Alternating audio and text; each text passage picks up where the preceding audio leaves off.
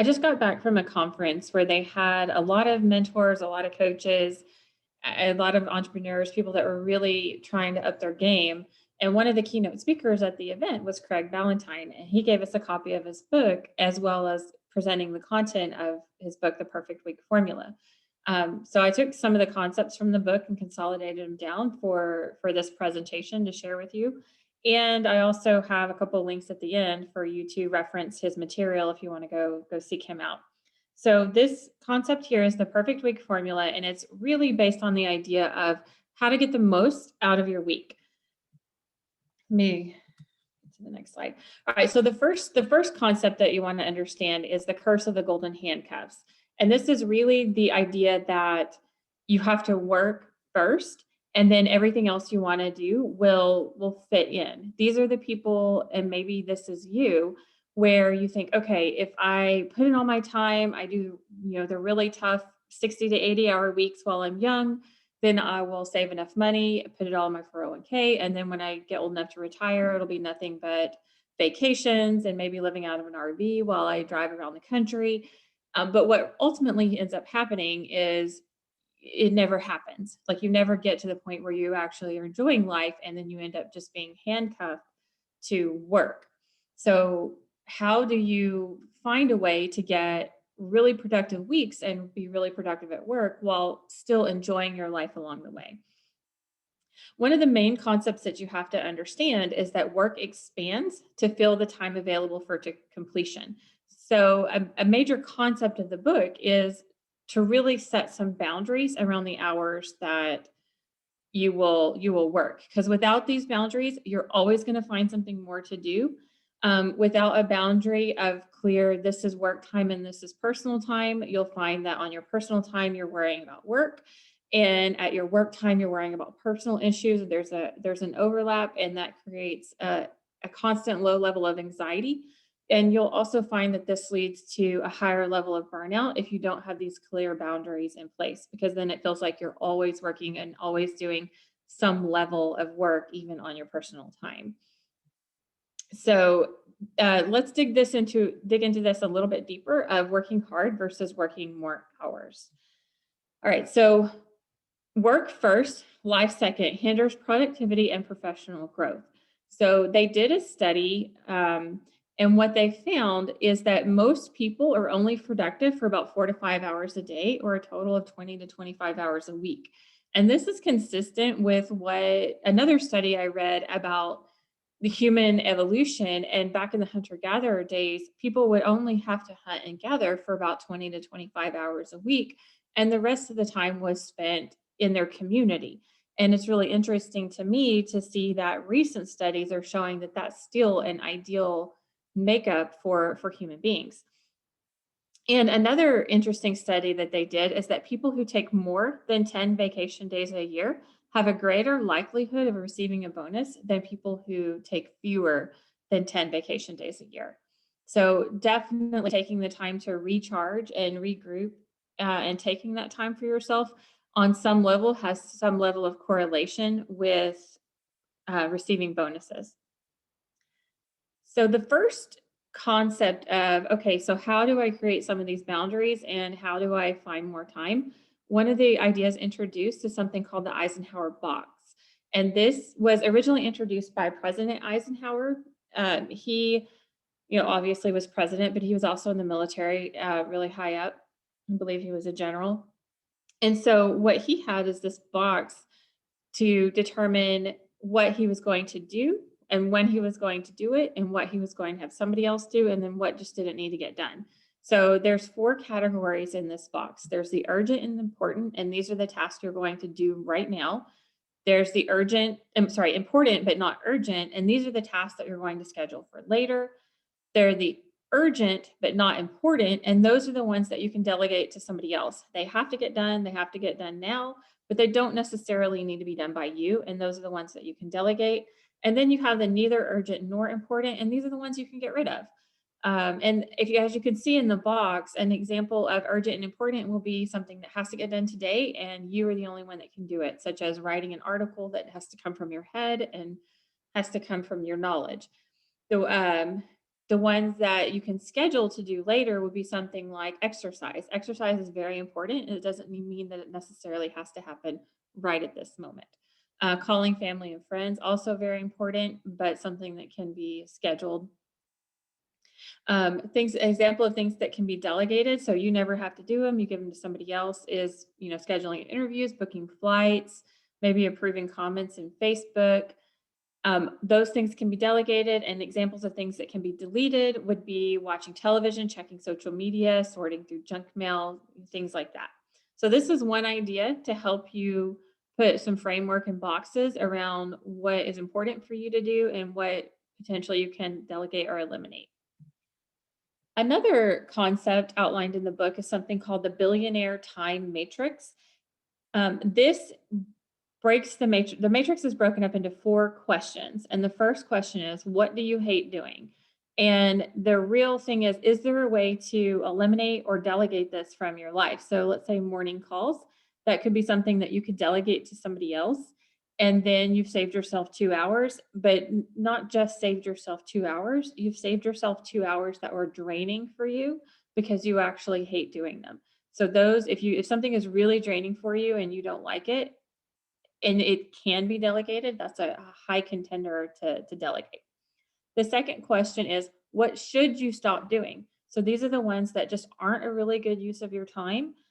Small podcasts, if you're trying to really get the name out there, get your word out there, then you want to focus your time and energy on the bigger podcasts that have a really big audience, not necessarily the smaller ones that aren't going to be a lot of reward for your time. What is not your job? So an example of that is video upload sales calls. These are things that other individuals could be really fulfilled by doing these tasks. And some people really love video editing. Why would you do that yourself when that's something that can be delegated? So not only somebody that likes to do it, but somebody that could potentially do it way better than you. So you could delegate that and save some time. And then what are your distractions? So these are the things that can be eliminated unless there's specifically times that you've scheduled for your recharge time, but maybe spending an afternoon on Instagram is not the best hour. So you can potentially save, about 10 hours of your week just going through these 4 questions here. All right. So another concept is this concept of non-negotiables, and Craig really calls these the secret to your perfect week. So he mentions that the root cause of most burnout and underperformance does not come from your work. It comes from what you're not doing outside of work. And what that means is if you don't have enough things that you're doing in your personal time to recharge you, and these would be called the non-negotiables, as in they don't move, they're non-negotiable, you're going to do them, then you will get a fast track to burnout. Your money, your life, or both. So our relationships and how happy we are in our relationships has a powerful influence on our health. Taking care of your body is important, but tending to your relationships is a form of self-care too. And this was from a study done by one of the professors, or a group of people, but one of the professors that helped write it was at Harvard Medical School. This ties really closely to a TED Talk that I remember seeing, where they did a study in Italy. And they picked the city where they were going to do the study because it had the highest concentration and population of elders over, believe it was 100 years old. And they were looking for the determining factors of what contributes to these people living so long in this community. And oddly enough, more so than any like health activity that they were taking, more so than the level of exercise they were getting or the foods they were eating, the number one contributor to determining whether somebody was going to live a long life, according to this one study, was their connections and their relationships with other people. So there's a lot of science behind this statement. All right, so now let's talk about preventing burnout and ways to use the non-negotiables. So you can use these non-negotiables to eliminate the need for discipline. So let's dive into that a little bit more. So if you have a non-negotiable that you are not going to change and it doesn't require, it's going to happen, so therefore it doesn't require any willpower to get it done, then you are actually not using willpower to do that. Like any other muscle, willpower can get fatigued over time. And the more you're using your willpower, the more it can get fatigued. So if you have these non negotiables that are in place, that it creates a habit, and those now fall into the category of habit, and they're not something that requires willpower to get done, then your willpower muscle does not get fatigued. And you then have willpower to use in other areas of your life, because believe it or not, you only have a certain amount of willpower that you can use in a day. And if you're using it on some things, then you won't have it available for others. So with these non-negotiables, then it can help eliminate the use of your willpower to save it for other areas. It can also help you build spiritual calluses. And this is somewhat along the same concept of getting yourself into the habit of doing something difficult. So if you wake up first thing in the morning and the first thing you do is something that you isn't the easiest for you, or you don't necessarily want to do, but you get yourself into the habit of, okay, I'm going to push through and get this one thing done, or this undesirable activity out of the way, then what that does is it trains your body not to run away, and your psyche not to run away from these activities that might not necessarily get done otherwise by other people, because there's a level of effort that goes into it.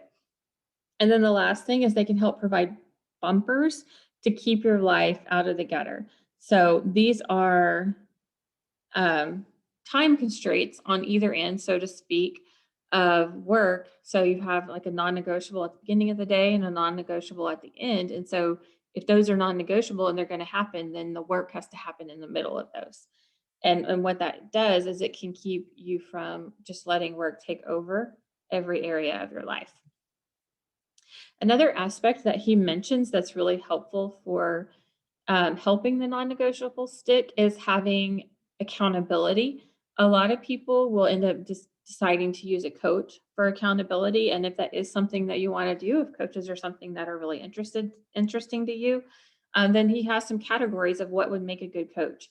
So a coach needs to have been there, done that.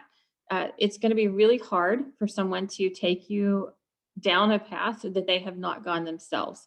So you want to make sure that your coach has the credibility to to to do that for you.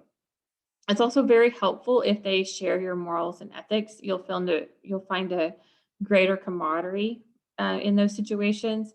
They have to deliver no holds barred accountability, and this basically translates to somebody that's going to call you out if you're not holding up your end of the bargain. You want somebody that you have good rapport with, and as well as somebody that has references. You should always check references, because a lot of people can talk a good game, but that doesn't necessarily mean that they can deliver. And so you'll want to make sure that they have people that they've delivered for, that it's worked out well. All right, so now let's dive into this concept of deep work versus magic time. So deep work is something that the concept has been around for a while. And what it means is performing professional activities in a state of distraction-free concentration that pushes your cognitive abilities to their limit. And what this means, especially when with the use of distraction-free, is that your brain doesn't have to reorient itself after a distraction. So let's say that you're working a math problem and it's a word problem, and you read the problem, and when you're getting ready to solve it, somebody interrupts you. Well, after the interruption, then you have to go back and you have to reread the problem, and then you have to refigure out how you're going to tackle that problem before you can start solving it. So there's some lost time in there, and there's some lost cognitive capabilities because of the rework. So with deep work, you're just intentionally focused on this one thing. So that is, cognitive, that's dealing with the brain. So now we layer in this concept of magic time. And what magic time does is it uses your biology to find the times where you have the most focus.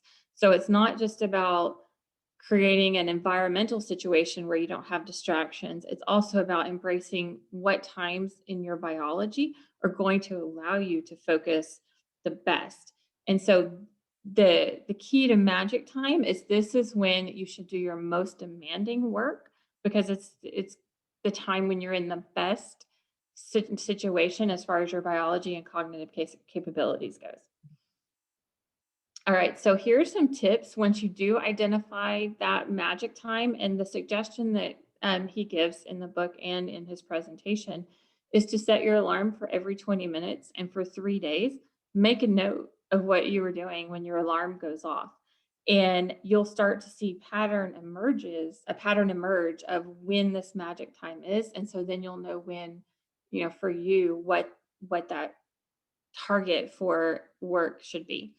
So here are the tricks to make this time more effective. So the first one is leverage some physical anchors to prime your physical state. And this could be a routine. This could be something in your environment that, like I have a desk right here. I have this space on it. I'm drinking this tea. The things that work for you to cue to your body that, okay, now I'm getting ready to work. Like this, all of this is in place. Another tool and trick you can use is to script out your magic time. Write a sentence detailing what, when, and where is going to happen. So the scenario given was the study that they did, and they divided the groups into three. The first group had to read just a random novel. The second group had to read a book on the benefits of exercise and health. And the third group wrote a sentence on what they were going to do to exercise, when they were going to do it, and where they were going to do it. And what they found is in the first two groups, it was a little bit over 30% of the individuals that actually exercised. But in the last group that wrote a sentence detailing what, when, and where they were going to exercise, it was 91% of the people actually went through with the commitment to exercise. So just having that sentence written out is somewhat of a secret formula to keep you on track for your magic time. And then the last one is use time constraints to your advantage. One of my friend's husbands, I don't think he made this quote up. I'm pretty sure he heard it somewhere, but I really like it. He says, if you wait till the last minute to get something done, then it only takes you a minute. And, that's a little bit of a joke, but the concept is valid. If you give yourself 8 hours of a day to get something done, it's possible you will take 8 hours because work does expand to fill the time. But if you give yourself 4 hours to get it done, there's a high likelihood that you can get it done in 4 hours. Especially if you put one of your non-negotiables on the other end of it. So then that I'm going to get this done in this 4 hours. All right. So next, what are some foundational habits of a perfect week? The first one is reflect on your weekly performance. Mentally have a movie of your week to see how it went. The next one, plan your weeks on Sunday morning. Take 30 minutes out of your Sunday morning when you're rested and recharged and really look ahead and see what you want to have happen for that next week. And the third one is do a weekly detox. Just take some effort and some time to let your body heal and let some of that stuff from the prior week go. All right, so some rules for planning your perfect week. Wake up at the same time every day. Do the hardest thing first, because if you do the hardest thing first, then the rest of the day is sort of uphill from then. Another concept that one of my friends does on this, do the hardest thing first, not exactly the same, but close, is he makes a smoothie in the morning that has literally every vegetable and fruit that he needs to drink that day. And so he tells himself, if I drink this in the morning, then I don't have to be as rigid on what I eat the rest of the day. So that's another concept of doing the hardest thing and get that out of the way. Do your healthiest eating, get that out of the way. All right. So then the last one is defer your reading, meditation, journaling until after your time spent being productive. And so the reason for this is because, if you wake up in the morning and you do your reading, meditation, journaling for an hour, and then you go to the gym and you exercise for an hour, then by the time you get to work and there's an example that he gave of somebody that actually did this. By the time they got to work, it was about 10 a.m. And by that time, everybody else had been there a few hours and they had questions for them. So he was, fresh from reading and meditating and then his exercise, but he never got to do his hardest thing because by the time he got there, he had all these distractions. So what he ended up doing was modifying his schedule where he would wake up early, do his hour of productive time, and then do his reading, meditation, journaling, exercise. And so by the time he got to his office where people had all these distractions for him, he was really recharged and he had already knew that he had accomplished the thing that he needed to get done that day. All right, so how to end your day to guarantee success. So there's three things here. So the first one is do a daily review. Look back over your day, see how things went. Do a 3 by 3, and that is write 3 things for which you're grateful, 3 things of which you were proud, and 3 ways you can improve happiness, performance, and success tomorrow. And the key word in the sentence is tomorrow. It's not something about how can I be happy, you know, a year in the future, 5 years in the future. It's like, what can I do tomorrow to make tomorrow better? And then at that same time, plan the next day. All right, so bringing it all together. So Craig has this concept of a 7 by 7 grid to bring it all together. And I have a little picture over to the left of what he uses as an example. But basically, it's a grid, a matrix to help you schedule your week. And the suggestions that he has for populating this is schedule your relationship and self-care non-negotiables. These are the things that you're going to make sure get done because you're going to do those and it's going to help prevent and save you from burnout in the other areas of your life.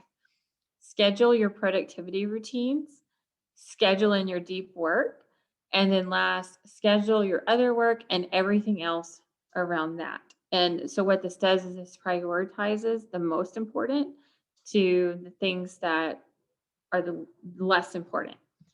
All right, so now I have, if you want a copy of the 7 by 7 grid, as well as some other worksheets that Craig gives on his website, I put this reference here, worksheets.perfectweekformula.com. I thank Craig a lot for the book and for the information and for being able to hear him speak this last weekend. Thank you.